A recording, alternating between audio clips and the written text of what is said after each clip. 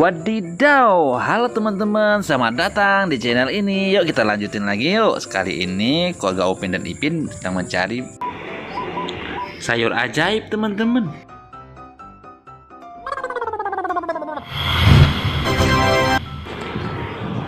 Waduh, si Mael jadi monster teman-teman.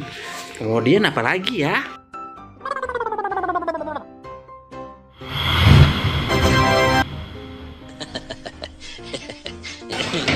Waduh, kenapa sih suka jadi monster jongkok ya teman-teman?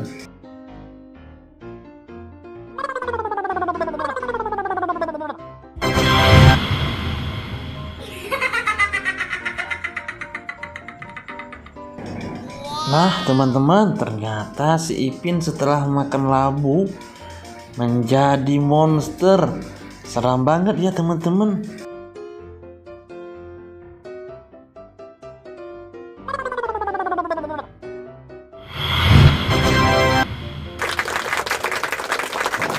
Nah teman-teman, yang terakhir si Adit setelah makan sayur ajaib menjadi monster mata satu teman-teman. Nah teman-teman, mungkin sampai di sini dulu ya videonya, dan nantikan video yang berikutnya ya teman-teman. Dadah.